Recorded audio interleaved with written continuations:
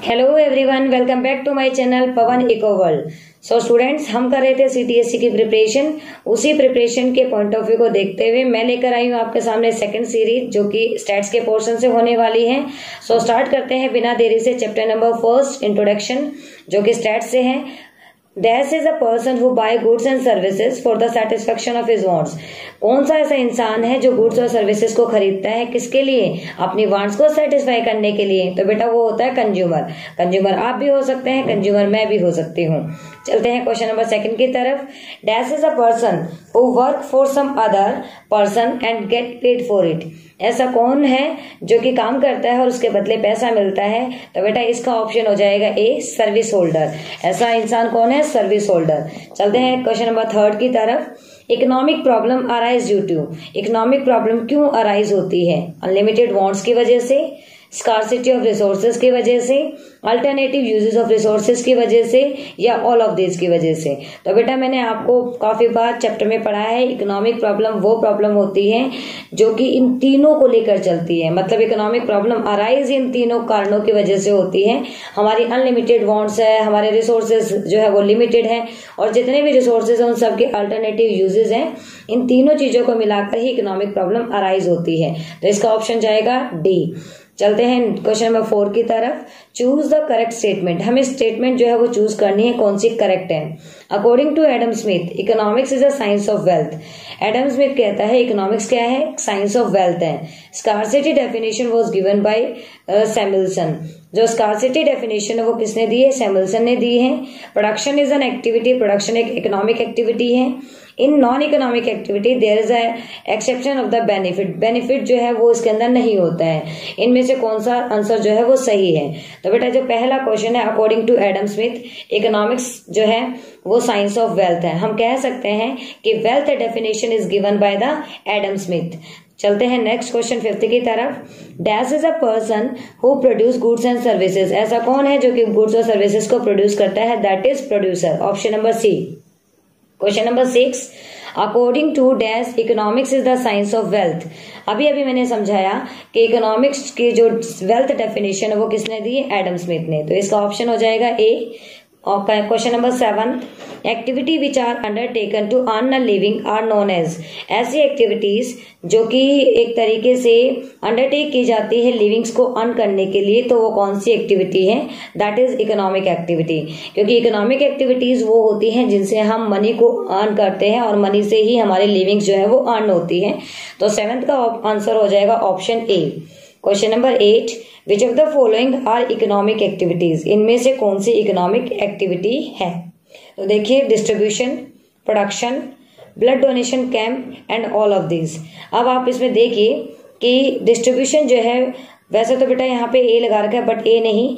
जो economic activity है उसमें कंजप्शन, प्रोडक्शन, डिस्ट्रीब्यूशन, ये तीनों चीज आती हैं।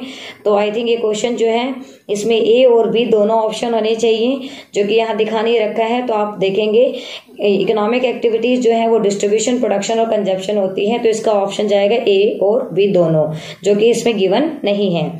Question number 9, scarcity of resources applies to all. Scarcity जो रिसोर्सेज की वो कहाँ कहाँ अप्लाई होती है? तो देखिए बेटा, माइक्रो लेवल पे, मैक्रो लेवल पे स्कार्सिटी हर जगह होती है। अमीर के लिए, गरीब के लिए स्कार्सिटी हर जगह होती है।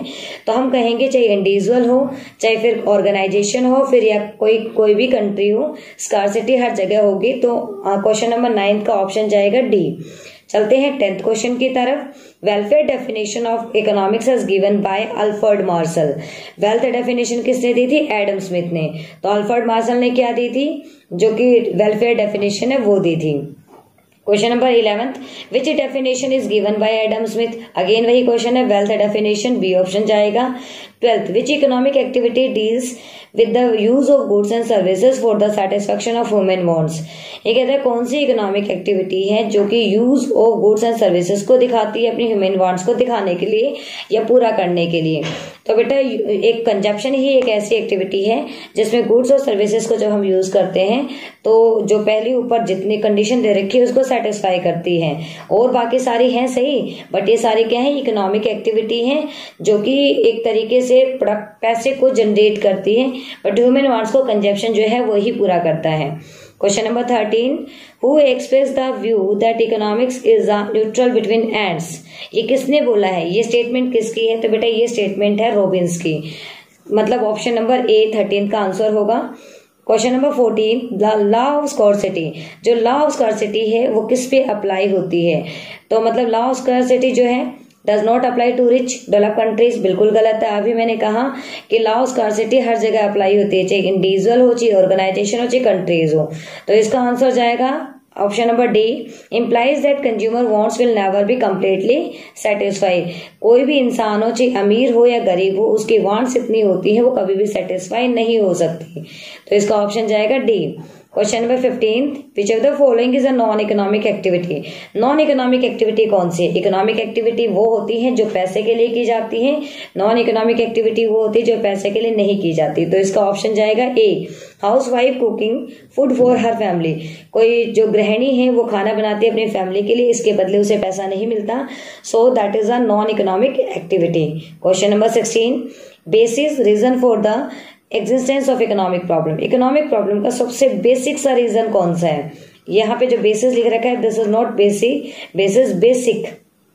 तो बेटा स्कार्सिटी ही है जिसकी वजह से इकोनॉमिक प्रॉब्लम आई है, अदरवाइज ये सारे हैं scarcity, unlimited wants, alternative uses. But यहाँ पे एक स्पेशल, जैसे कि रीजन तो बहुत सारे होते हैं बट बेसिक रीजन क्या है?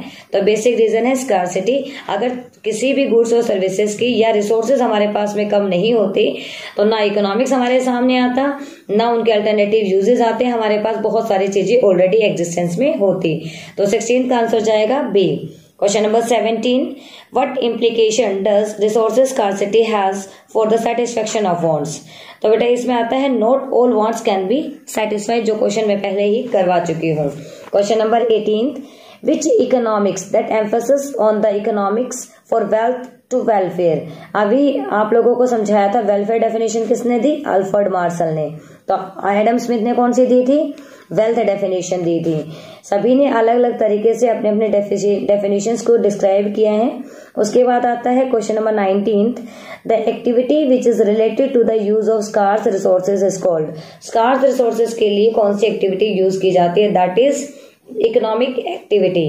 Question number 20, resources to be satisfy human wants have dash uses. Resources कैसे हैं? अल्टरनेटिव हैं। तो बेटा ये जो अल्टरनेटिव है ये ऑप्शन नंबर ए जाएगा इसका। Question number 21, which of the following statement is incorrect. इनमें से कौन सी स्टेटमेंट इनकरेक्ट है? Welfare definition of economics has given by the Lawrence robin. अभी मैं आपको ऊपर 3 क्वेश्चन करवा चुकी हूँ। वेलफेयर डेफिनेशन किसने दी है? अल्फ्रेड मार्शल ने। और यहाँ बार बार क्या बताया जा रहा है कि लॉरेंस रॉबिन्स जो है उन्होंने ये वाली डेफिनेशन दी है। तो आपको बेटा ये जो डेफिनेशंस हैं कि भाई कौन से डेफिनेशन किसने दी है, ये डेफिनेशन आपको बार बार सुनने को मिलेगी या देखने को मिलेगी, तो आपको चारों याद होनी चाहिए। मैं एक बार बता देती हूँ। वेल्थ डेफिनेशन जो है वो एडम स्मिथ ने दी है, वेलफेयर डेफिनेशन जो है वो अल्फ्रेड मार्शल ने दी है, स्कार्सिटी डेफिनेशन है वो लॉरेंस रॉबिन ने दी है, और ग्रोथ ओरिएंटेड डेफिनेशन प्रोफेसर सैमुएल्सन ने दी है। मिलते हैं नेक्स्ट एमसीक्यू सीरीज में, एमसीक्यू सीरीज नंबर 3 में। तब तक के लिए बाय बाय, टेक केयर।